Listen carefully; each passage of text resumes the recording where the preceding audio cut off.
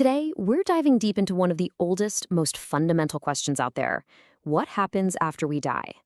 We're going to walk through a classic text to unpack the logic behind the idea of resurrection. So let's get right into it. I mean, it's a question that feels so real, doesn't it?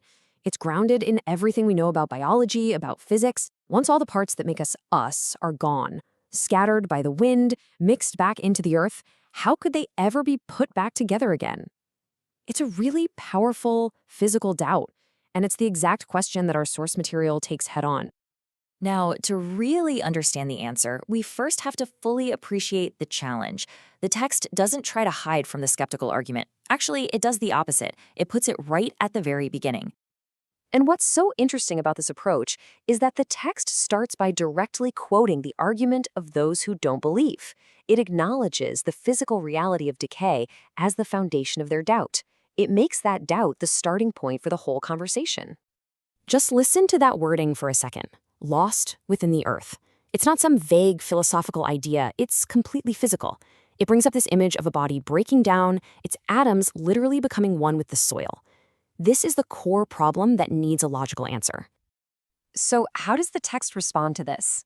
Well, instead of just asking for a leap of faith, it comes back with a really powerful appeal to logic, which we're going to break down right now. Okay, this right here is the first key to the whole argument. It completely reframes the problem. You're asked to forget about resurrection for a second and just think about creation itself. What's a bigger deal? What's more impressive? Making something brand new from absolutely nothing? Or reassembling something from parts that already exist, even if those parts are scattered all over the place? And right there is the answer that the scripture gives. The argument is that the proof for the second creation, that's the resurrection, is the simple fact of the first creation. The power it took to bring you into existence from non-living matter is, by this logic, way greater than the power it would take to bring you back. So, here's the crucial takeaway. If you accept the incredible wonder of your own existence right here, right now, the text is arguing that accepting the possibility of being recreated is actually the smaller, more logical step. Your own life is Exhibit A. But the argument doesn't just stop there, because the problem isn't only about putting atoms back together. It's about identity. How can we be sure that the reassembled body is actually you? This is where the text goes even deeper. I mean, really, think about that. The cells in your body are constantly being replaced. The atoms that make you up today are not the exact same atoms from 10 years ago. So if your physical stuff is always in flux, what is the part of you that's continuous? This is where the text introduces a really important concept, the nafs. It's an Arabic word that's often translated as soul, but it also means the self, your consciousness. The whole argument here is that this nafs is your true essence, and it's totally separate from your physical body. And this chart just lays out that core distinction perfectly. You've got the body, right? It's made from earthly elements, and it goes back to the earth. It decays, it scatters, it gets lost.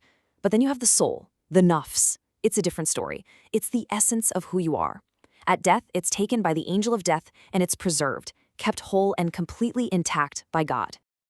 And this idea solves the second part of the puzzle. The original question was, how can we be brought back if we're lost in the earth? Well, the answer presented here is simple. Your essential self was never actually lost to begin with. Only the temporary container was. Okay, so let's pull these two big ideas together now, the logic of the first creation and the preservation of the soul. This is how the text builds its complete argument for why your identity continues after death. Hey, remember that quote from earlier? And he is of all creation knowing? That part about knowing is critical. It suggests that not only is your soul, your nafs, preserved, but the unique information, kind of like the blueprint of your physical body, is also perfectly known and held onto. Recreation becomes possible because the original plans were never lost. So let's just quickly run through the logical steps here. First, the power needed to create you from nothing is way greater than the power needed to recreate you. Second, your true identity isn't in your body's atoms, it's in your soul, your nafs. Third, that soul is kept safe after death. So the conclusion is that resurrection isn't making a copy or a new person, it's restoring the original one.